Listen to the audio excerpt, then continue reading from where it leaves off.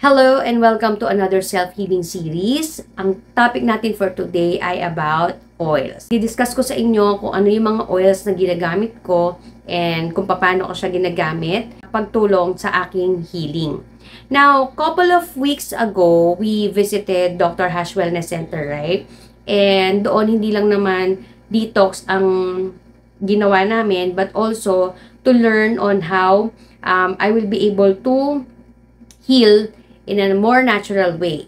So, isa nga dito ang paggamit ng oils.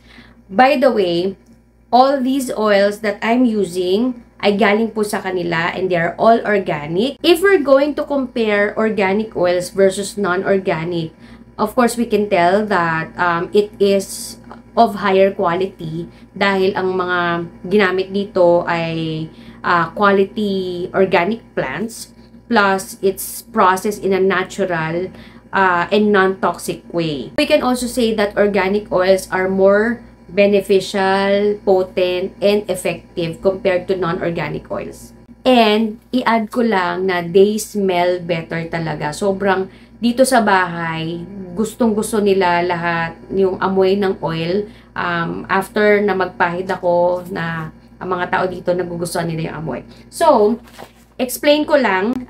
First, I have this oil. Ayan o, merong logo ng Dr. Hash. This one ay pinapahid ko after kong maligo sa area na mastectomy or na-remove yung aking left breast. Also sa armpit where yung lymph nodes ay na-remove din. Idinadamay ko na rin itong right breast as instructed by the doctors in Dr. Hash Wellness Center. Ang purpose nito ay para mas mapabilis ang healing process ng aking area na mastectomy. Plus, itong right side ko ay hindi na magkaroon or ma-prevent ang mga cancer cells from growing. And then this oil naman ay ipinapahid ko or minamassage ko dito sa aking collarbones, dito sa aking malapit sa batok, sa shoulder, ayan, para maibsan ang aking pananakit ng balikat.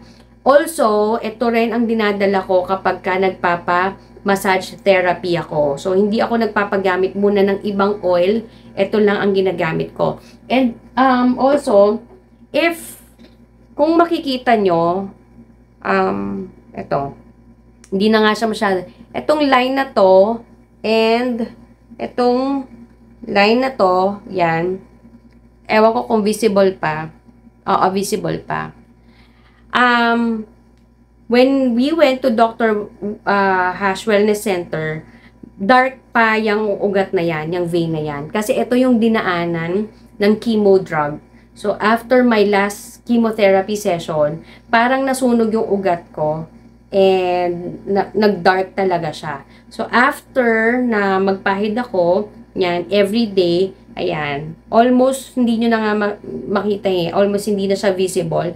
And yung, itong part na to, itong isang mahabang part na to, nagiging green na ulit yung ugat niya. So, it is helping to repair or to heal arm ko na nadaanan ng chemo drug. Yan.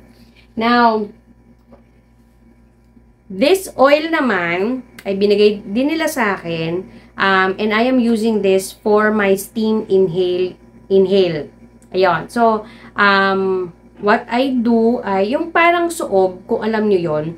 So, sa isang stainless steel na kaserola, maglalagay ako doon nung lagundi leaves na binigay din nila sa akin. And then, 3 to 5 drops of this oil. And then, mag-i-inhale lang ako. Mag-steam ako for continuous yung pagbo-boil. Nag-steam ako for 10 minutes. Ayan. So, ginagawa ko siya every other day. Okay. By the way before I forget, the reason kung bakit ako nag-i-steam inhale ay para maalagaan pala ang aking lungs. So, and then, last naman, ito, hindi ko masyadong ginagamit kasi, surprisingly, nabawasan na ang migraine ko. Just in case na sumakit ang ulo ko, this is a roller. Ayan. So, ipapahid lang daw siya dito. Ayan, dito. Isang pahid ko lang na gano'n, sobrang effective na siya. Aside from those healing benefits na ginagawa sa akin ng oils na to, it is also helping me na makatulog ng mas relax at mas deep ang aking sleep, which is essential sa pagre-repair ng mga damaged cells sa aking katawan. And overall, nakaka-improve talaga siya ng aking health condition. So that's about it for this video, and I'll see you on my next one. Bye!